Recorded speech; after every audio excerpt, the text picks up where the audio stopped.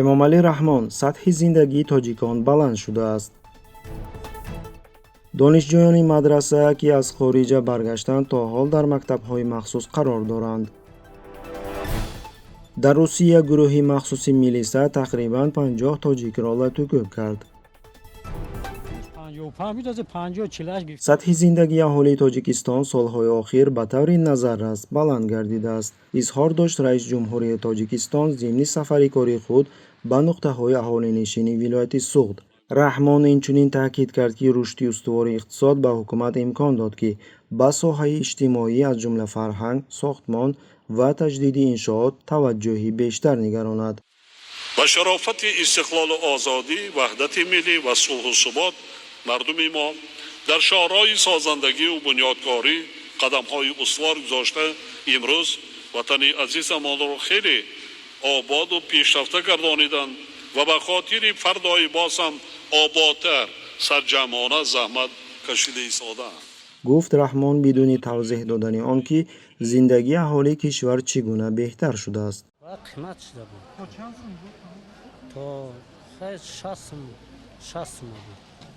ҳозир маҳсулот ёдрас мекунем, ки тибқи маълумоти USAID то моҳи июни соли 2020 тақрибан нисфи аҳолии Тоҷикистон зери хатти фақирӣ зиндагӣ ба сар мебарад. фоизи занони камғизо номутаносиб зиёданд ва зиёда аз 30% кӯдакони то 5 сола аз қадпастӣ ранҷ мекашанд.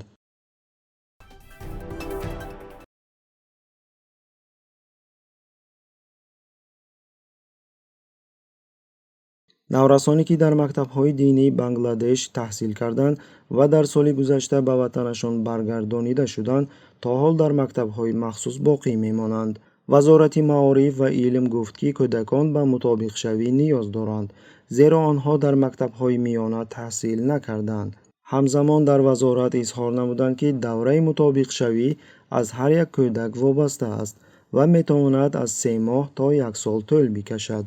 мутахассисон бояд муайян кунанд, ки онҳо бояд дар кадом синф таҳсил кунанд, сатҳи дониши онҳо чӣ қадар аст, онҳо бояд кадом фанҳоро биомӯзанд. танҳо пас аз ин онҳо метавонанд ба назди оилаҳои худ баргарданд, таъкид карда буд котиби матбуоти шӯъба Эҳсони Хушвақт. дар ин бора хешовандони яке аз кӯдакон ба радиои Озодӣ шикоят карданд. ба хешовандон зиёрати кӯдакон манъ карда шуд ва мақомот инчунин интиқоли кӯдаконро ба мактаби муқаррарӣ рад карданд. баъзан чунин ба назар мерасад, ки писарам ба гаравгон гирифта шудааст, мегӯяд падари наврас Маҳмадзариф Саидов, узви ҳизби Наҳзати Исломии Тоҷикистон дар хориҷи кишвар қарор дошта. қатори ҳамон қадар кӯдаконе, ки дар ҳамин мактаб таҳсил мекунанд ва аз ҷиҳати равонӣ мушкил доштаву мушоҳидон қайд мекунанд, ки чанде қабл режими Раҳмон ба татбиқи чунин таҷрибаро нисбати кӯдакони аз хориҷа баргашта шурӯъ карда, инро бо далели он тасдиқ кард, ки нафароне аз таҳсилотгоҳҳои динии хориҷа баргашта зеҳнияташон вайрон шудааст ва ба мутобиқшавӣ ниёз доранд. мисол шуд дуюмаша нишон метиҳад, номаш Умарҷон, ина мебинем, лекин Муҳаммад Оли то ҳозира дидагимо не.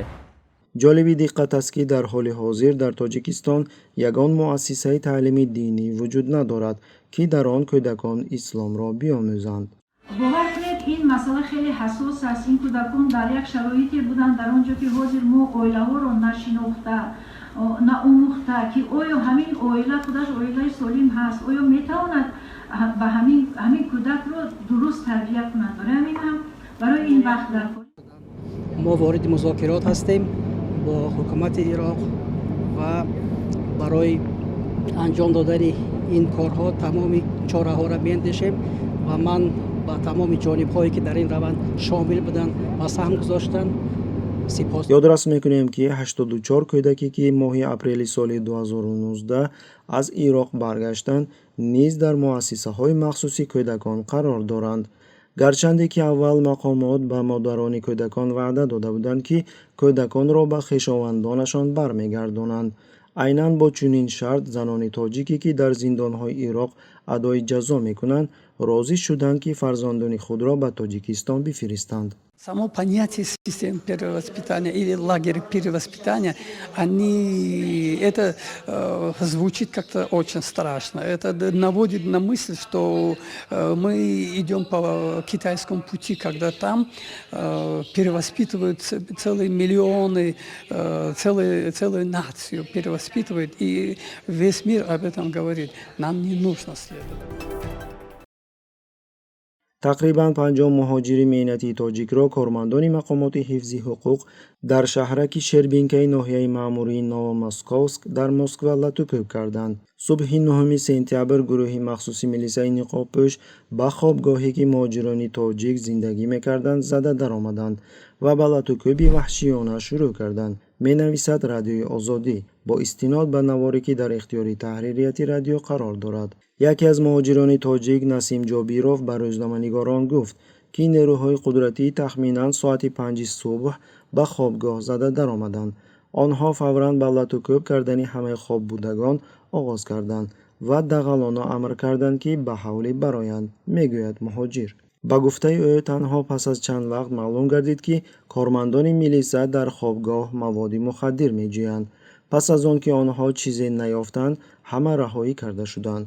аммо бисёре аз муҳоҷирон ба утоқҳои худ баргашта дарёфтанд ки пулҳои нақд доштаи онҳо гум шудааст, гуфт муҳоҷири меҳнатӣ бо номи Шариф.